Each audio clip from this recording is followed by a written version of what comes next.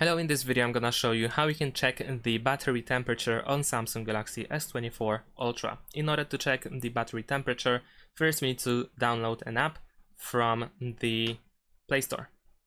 And the app is called GCPU. There we go. We're gonna download this app over here. Let's install it. Once you install it, you want to of course open it. Keep in mind that sometimes you might see ads. Let's press this check button.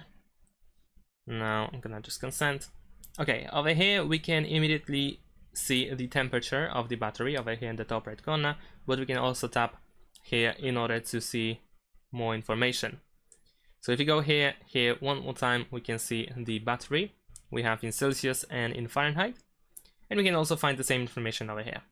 And that's it. Thanks for watching. Leave a like and subscribe to my channel, and see you in my next videos. Bye.